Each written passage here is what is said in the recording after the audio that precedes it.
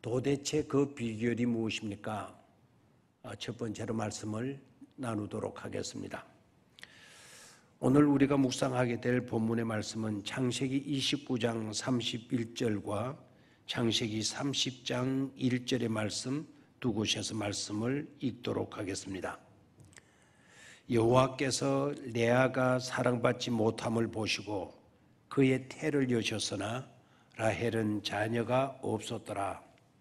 30장 1절 라헬이 자기가 야곱에게서 아들을 낳지 못함을 보고 그의 언니를 시기하여 야곱에게 이르되 내게 자식을 낳게 하라. 그렇지 아니하면 내가 죽겠노라. 갈대아 우르에서 살아가고 있는 라반과 그의 가정에서는 아름다움이나 성숙한 모습은 전혀 찾아볼 수가 없습니다. 오히려 콩가루 집안이 따로 없다 싶습니다. 사람의 영혼까지 병들게 하는 시기가 그 집안에 들어 있습니다. 사랑의 대상인 사람을 무시합니다. 존경하고 아껴주며 도와주어야 할 대상을 외면하고 있습니다. 장애가 있다고 업신여깁니다. 또한 외모가 그렇다고 업신여기며 사람 취급을 하지 않습니다. 나쁜 앙심을 품습니다. 야곱의 장인된 라반의 속임이 있습니다. 이해가 안 되는 일들입니다. 야곱이 사랑한 여인은 라헬이었습니다. 그런데 몰래 라헬 대신에 그의 언니인 레아를 대타카드로 쓴 것입니다. 어떻게 그런 생각을 할 수 있을까 싶기도 합니다. 한 사위에게 두 딸을 주려고 하다니 말입니다.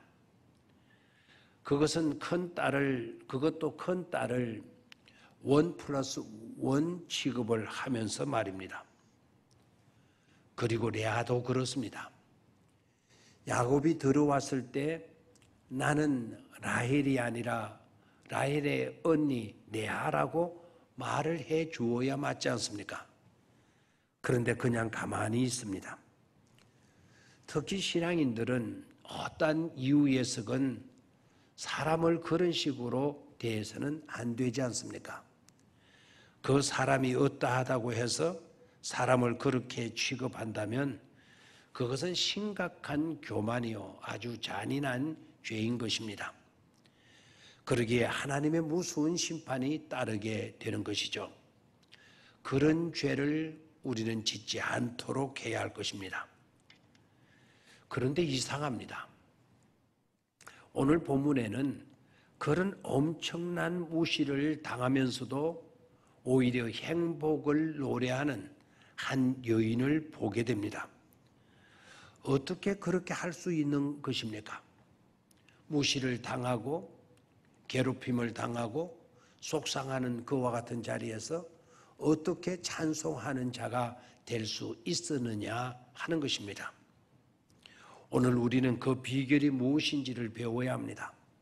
그렇게 될 때 우리도 어떠한 정황에 놓이더라도 행복을 노래하는 복된 사람이 될 수 있으니까 말입니다. 두 자매의 삶을 살펴보도록 합니다. 먼저 레아입니다. 이 레아는 시력의 장애를 가진 사람이었습니다.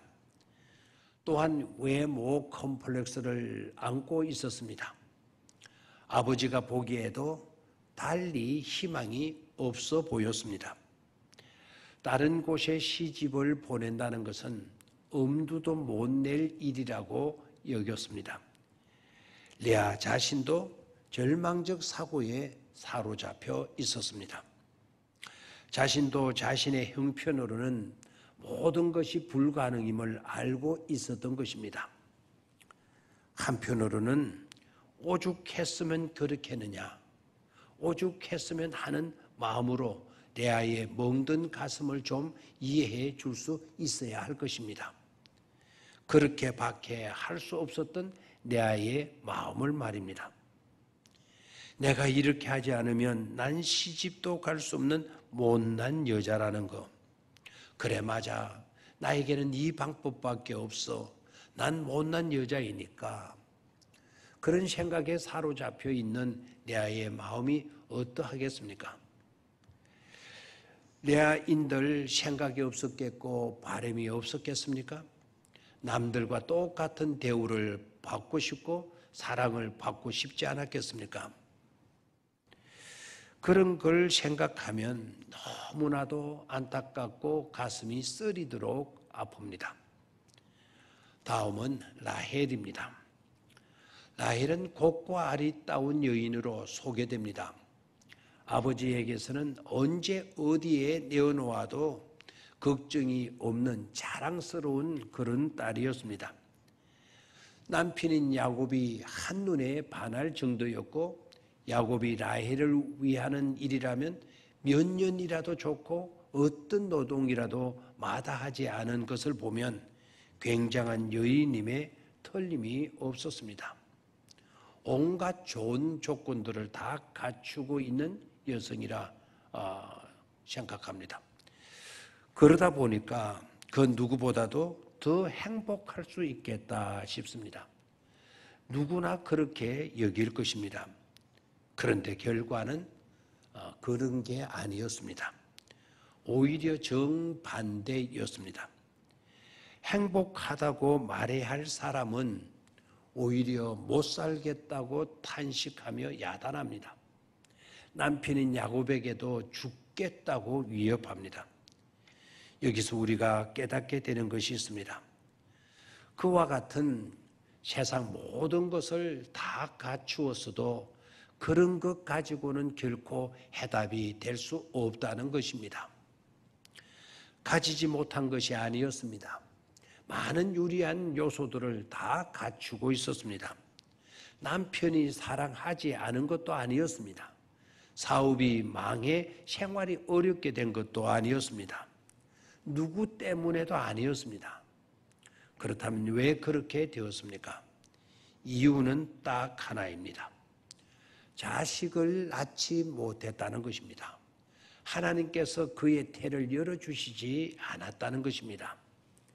여기서 우리가 깨닫는 것은 우리가 모든 것을 다 갖추고 있다고 해서 행복한 것만은 아니라는 사실입니다. 그러한 세상적인 것으로는 결코 큰 소리 할 것이 못 된다는 점입니다.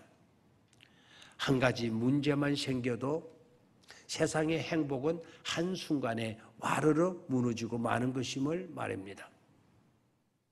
하고 보면 우리가 사는 현실은 없으면 없어서 컴플렉스요, 있으면 있어서 또한 컴플렉스입니다.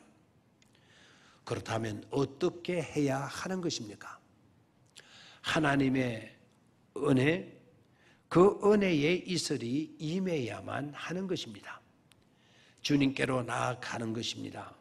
그리고 이간질을 해대는 자들이 아니라 소중히 여기는 겸손한 마음이어야 합니다. 그런 자리에 은혜의 이슬이 내리기 때문입니다. 그것을 잊지 말아야 합니다. 월요일 아침에 계속해서 말씀을 드리도록 하겠습니다. 꼭 빠지지 말고 월요일 아침 마지막 두 번째 시간 끝까지 말씀을 다 시청해 주시기를 바랍니다. 감사드립니다.